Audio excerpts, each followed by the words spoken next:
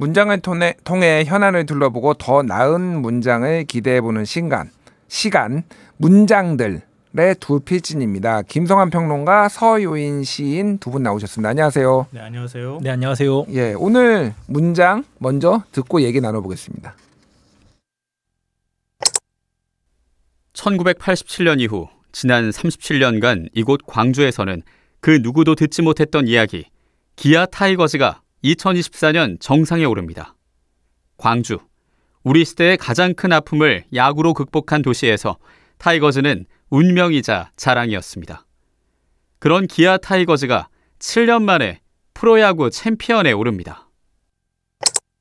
예, 오늘의 문장이 나온 곳은 2024년 한국 시리즈 마지막 경기가 있던 광주였고요. 한명재 MBC 스포츠 플러스 캐스터가 2024 한국 프로야구 우승콜에서 얘기한 걸 가져왔는데, 자, 일단 야구네요 오늘은. 네. 좀 뭐라고 해요? 신선했습니다.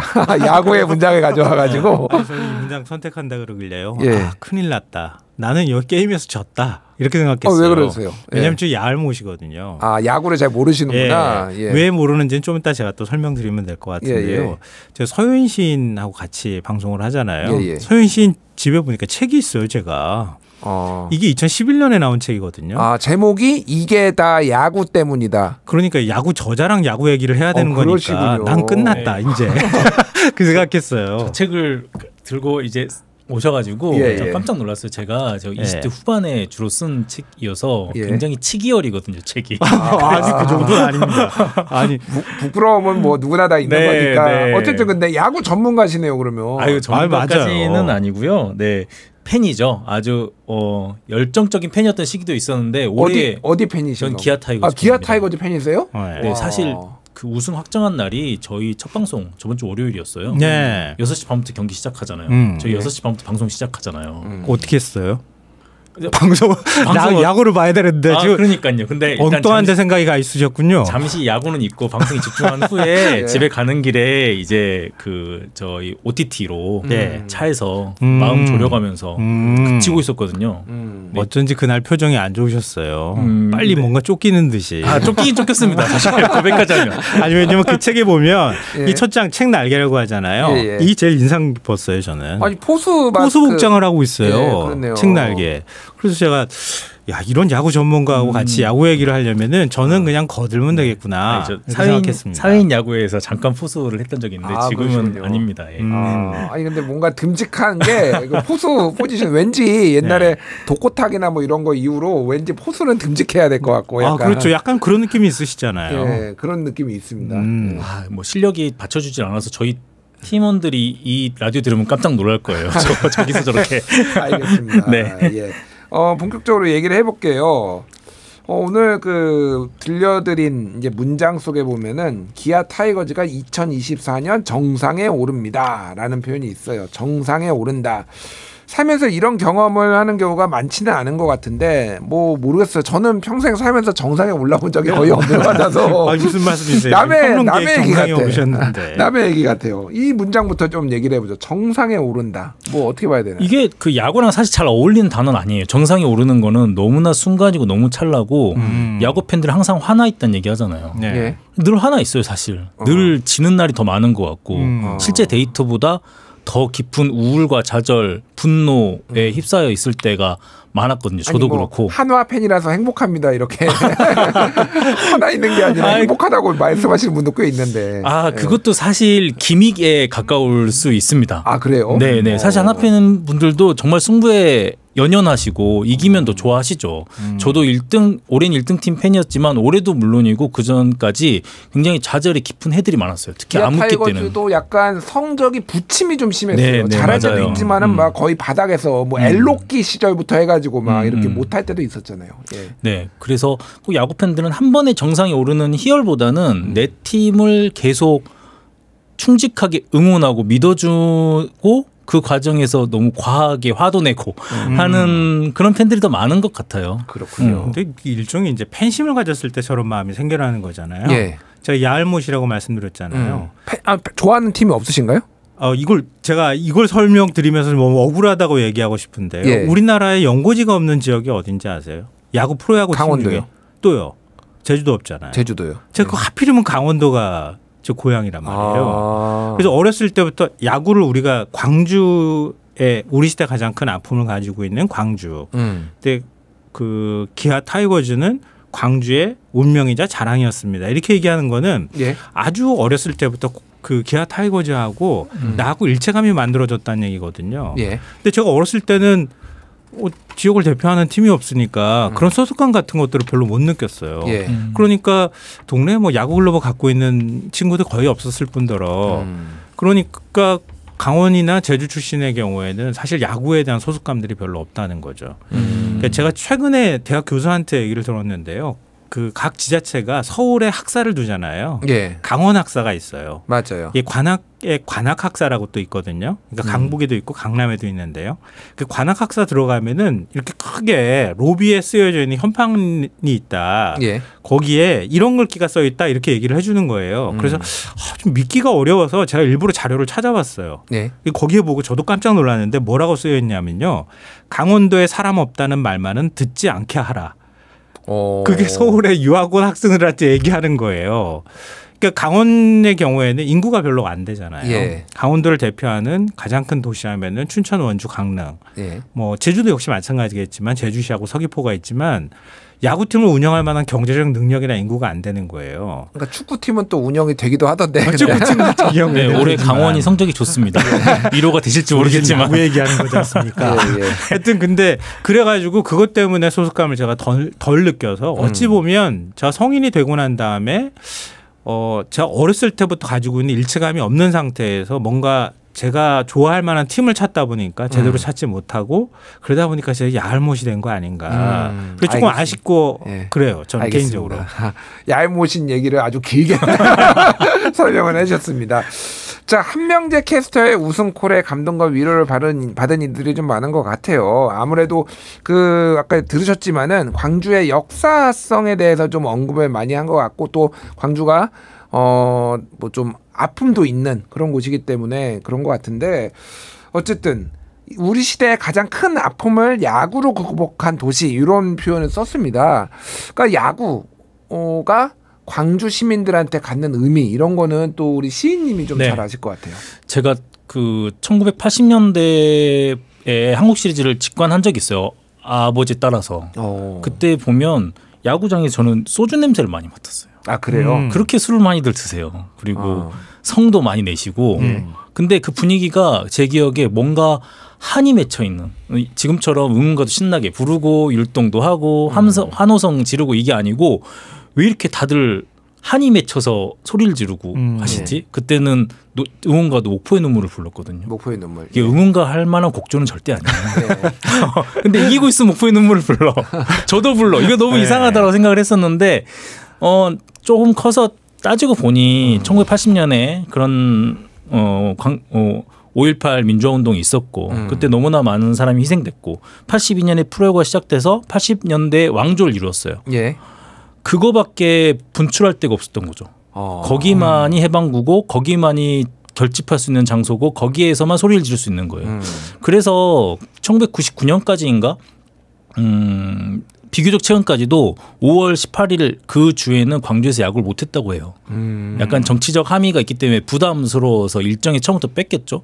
그런 걸 보면 야구가 가진 광주에서 야구가 가진 의미는 남다를 수밖에 없다. 그런 생각이 듭니다. 그렇군요.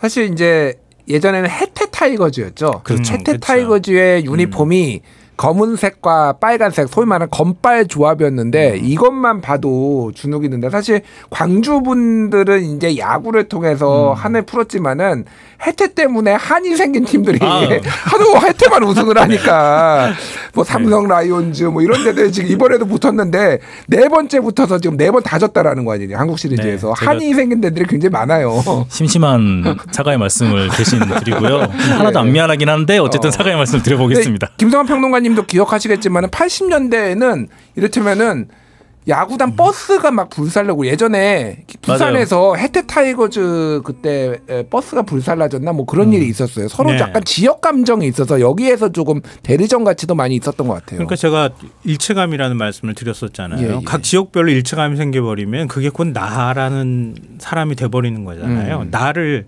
상징하는 게 돼버리니까 또 예전에는 지역 감정이 좀 있었던 시절이 있었잖아요. 예. 그러니까 짐은 절대 안 되는 거죠. 근데 그러다 보니까 감정이 뭐 격해지고 이런 모습들이 나타났는데요. 지금은 이제 많이 완화됐죠. 사실 어찌 보면 그러니까 일종의 스포츠를 좀 즐기는 문화가 돼버렸는데 네. 광주 같은 경우에는 그런 면에서 약간 좀 특이한 경우가라고 할 수 있고요. 제가 또 기억이 남는 게 2000년대 중반쯤인가요? LG가 한창 성적이 좋다가 계속 꼴찌한 적이 있었어요. 맞아요. 그럴 때 LG 팬들이 경기 끝나고 난 다음에 아주 참패했었거든요. 구장으로 난입을 했죠. 그래가지고 LG 옷을 다 벗어다가 거기다 막 불을 지르고 이러는 경우도 있었어요. 예. 그러니까 그러니까 특히 서울인데도 그런 생각을 한단 말이에요. 예. 그런 것처럼 일종의 내 어린 시절에 나와 함께했던 팀에 대한 애착, 집착 이런 것들은 아마 다른 스포츠에 비해서 축구 같은 경우에는 국가대표팀 경기나 이런 거에 굉장히 우리가 집착을 하는 측면이 있잖아요. 예. 근데 야구 같은 경우에는 각 팀별로 어떤 지역성에 관한 게 좀 많이 투사가 되어 있지 않나 그렇게 생각해요. 예. 시간이 좀 지나서 그 한명재 캐스터의 우승콜 이후에 문장이 더 있거든요, 사실. 그래요? 거기에 광주에서 목포의 눈물을 지나 남행열차의 시대를 지나서 삐끼삐끼까지 온 이 시간 뭐 이런 말씀을 하세요. 아, 요즘 삐끼삐끼 그렇죠. 이거 네. 지금 대박이잖아요. 네. 뭐 외신에서 막 그거 엄청 나와요. 그거.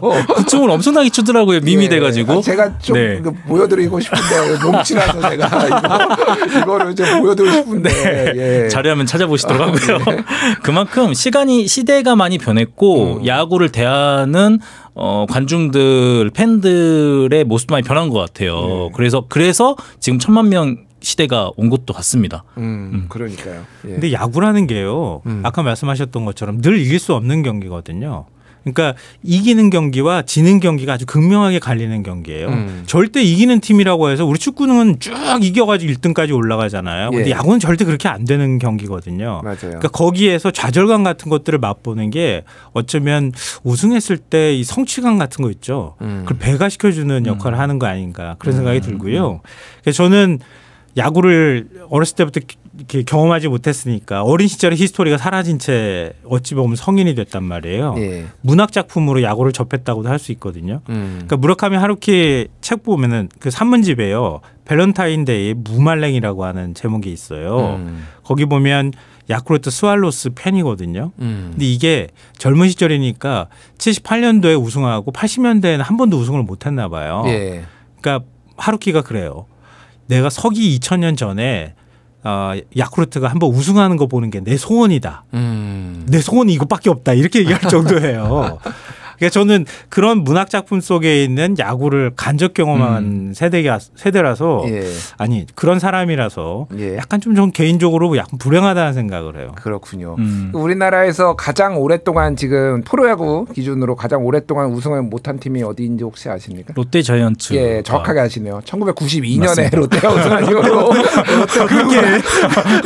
야쿠르트 스왈로즈 말씀하시니까 우리나라 또 롯데 팬들이 눈물을 흘리면서 지금 32년째 내 인생의 소원은 이렇게 하면서 내 얘기할 인생의 소원은 이제 롯데가 우승하는 네. 걸 한번 보고 싶다. 이런 분들이 꽤 계실 그렇죠. 거라고 생각합니다. LG가 94년에 우승을 하고 작년에 우승을 했고 그러니까요. 하나가 99년에 우승을 했고 롯데가 92년에 우승을 했는데 맞아요. 뭐 초미의 관심사가 될 것 같아요. 요 문장 그래서 요 문장은 가져왔는데 7년 만에 프로야구 챔피언에 오릅니다. 사실은 7년이 누구에게는 기아 팬들한테는 와 우리 진짜 어렵게 7년 만에 우승했어라고 하지만은 다른 팀들한테는 야 30년 동안 우승 그러니까 못했어 뭐 이런 팀들도 있는데 이걸 제가 죄송해서 어떻게 말씀을 드릴지 모르겠는데 인고의 시절에 7년 동안 버텼어 뭐 이렇게 주장을 하시는 거죠 지금. 근데 제가 살짝 더 말씀을 드리자면 그 1980년대 프로야구 만들어지고 80년대, 90년대, 00년, 10년대, 20년대 모두 우승을 한 팀은 기아 타이거즈가 유일합니다. 그렇네요. 사실 이 정도는 기다릴 수 있어요, 기아 팬은.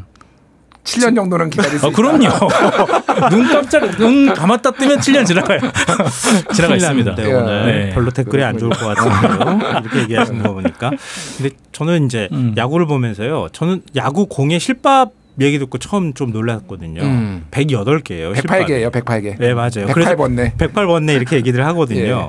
근데 야구란 경기만큼 공동체주의적인 경기가 없다. 그런 표현을 경향신문 이용균 야구 전문 기자가 야구의 인문학이라는 책에서 썼더라고요. 예. 그러니까 도움은 기록하지만 희생을 기록하는 경기는 야구밖에 없다. 그러네요. 그렇게 얘기해요. 희생 번트 뭐 이런 그렇죠. 거. 희생타. 예. 그러니까 그게 타율에서 손해보지 않고도 타수에서 빼는 식으로 공식적으로 보상을 해주거든요. 맞습니다. 그리고 또 야구에서는 9명이 경기하잖아요. 10명이라고 하는 10이라는 숫자가 굉장히 중요하다 그래요. 왜냐하면 9명이 경기하지만 그 백업 선수 한 명이 더 있기 때문에 그렇거든요. 예. 근데 그걸 보면서 좀 그런 생각이 들었어요. 백업 선수가 들어가서 다른 선수를 받쳐줘야지 경기에서 우승하거나 하거든요. 근데 이게 우리 사회의 잉여라는 거 개념하고 연결이 되는 것 같아서 한 번쯤 생각해 볼 수 있지 않을까 이런 생각이 들었거든요. 그러니까 요즘에 뭐 저출생 문제 굉장히 심각하잖아요. 예.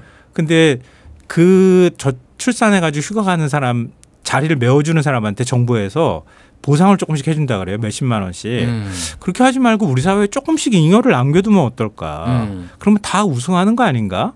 뭐 그런 생각도 좀 해봤어요. 사실 이제 근로 시간을 단축을 하면은 그만큼 고용을 더 줄이지 않고 유지를 하면은 더 이렇게 풍족하게 사실은 여유 있게 할 수가 있는데 이 근로 시간을 계속 줄여가면서 고용도 좀 줄이고 뭐 이러면은 굉장히 빡빡해지는 거잖아요. 그러면서도 휴가하라고 얘기하잖아요. 그러니까요. 그게 예. 말이 안 되거든요. 어찌 보면. 그러니까 우리 사회가 뭐 야구의 역사나 이런 것들 지금 광주의 역사하고 같이 중첩이 되는 부분들도 있지만 야구란 경기를 뭐 이건 팬심 가지고 얘기하는 문제는 아니고 너무 제가 인문학적으로 얘기하는지 모르겠지만 야구 경기에서 한 번쯤 생각해 볼 지점들도 굉장히 많지 않나 이런 생각이 들어요. 예, 네. 어쨌든 7년 뭐 굉장히 길면 길고 짧으면 짧다고 할 수 있는데 여기에서의 인고의 어떤 기다림과 준비의 시간이 있었기에 또 정상에 올랐다 뭐 이렇게 볼 네. 수가 있는 거죠. 사실 야구는 그 우승을 기다린다기보다는 타자가 주자가 돼서 홈에 들어오는 걸 기다리는 스포츠라고 할 수 있어요. 그 기다림이 7년보다 사실 깁니다. 10분밖에 안 될 수도 있지만 네. 어떤 팀은 홈런 한 방에 들어오기도 하고 어떤 팀은 죽어라고 해도 못 들어와요.